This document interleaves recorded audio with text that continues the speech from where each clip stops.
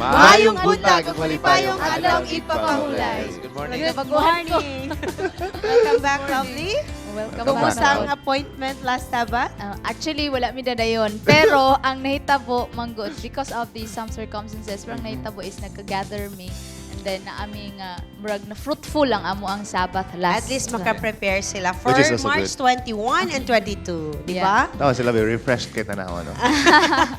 Well, anyway, March na. O sa March, daghan ta ginaabangan. Una, graduation time. Closing. Ikaduha, kay first year anniversary sa Panimbaya sa Kabutagon. Yes, so excited kay murag bitog, ha? 1 year na di ay ta murag bitog dili kayo murag paspas giday kayo. ang Yes, panahon. but before we go there, mabasa sa sa atong pagpanginuklog karong kamuntagon. Yes, okay, go. Ako na Da. siyang i-dedicate sa tanang mo graduate o sa tanang mga parents nga nakatabang pang-graduate sa ilang mga anak. Anyway, here I go. Ang kalampusan, dili tubag sa pangandoy. Kundili, tubag na sa klaro o siguradong plano.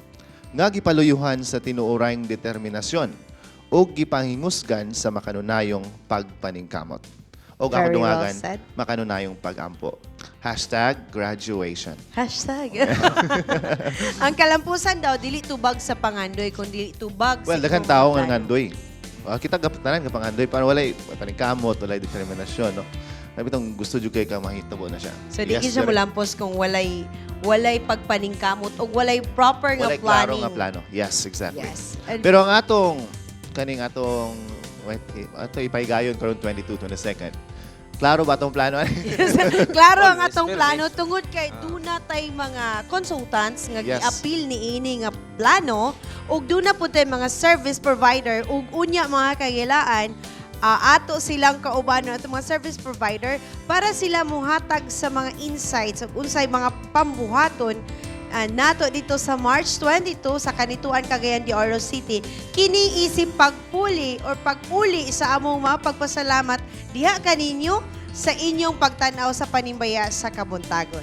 Okay mga kapaglaom, sunod simana ang atong harana sa Kabuntagon, mag-isa ka tuig na. Speaking of harana, unya atong ipailaila ang nindot kayo nga mohatag sa atong harana sa Kabuntagon, ang Prince Iko. Atong na ipailaila unya.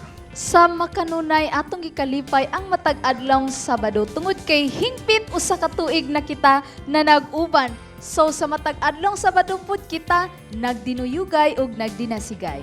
Busa atong dapiton o atong dasigon ang atong mga kaigalaan o membro sa pamilya tuwa man sila sa abroad na hilayo man sila kanato. Ato silang ipahibalong adunay live streaming link nga inyong makita karon sa inyong mga TV screens para po sila makigduyog kanato.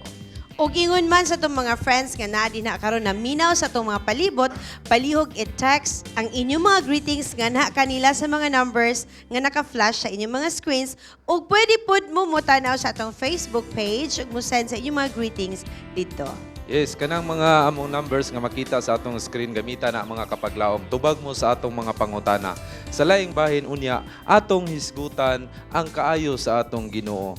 O unya taud-taud ato makauban ang atong assistant church pastor sa Spoke Garden Church, Pastor Francis Brace unya taud-taud. Of course, dili nato kalimtan ang atong Bible trivia mao nga Yes. ato nang ihatag ang Yes. atong first Okay. Bible trivia question.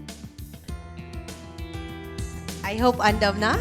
Yes. There you go. Okay, lovely. The first question, what was Abraham and Sarah's son's name? Or kinsa? Sura Or kayo. unsa Suda ang kayo. pangkinsa? or Kinsa unsa ang pangalan, anak ni or kinsa Sarah ang of anak? the Abraham. Yes. Isa ra gito ba? Okay. Isa?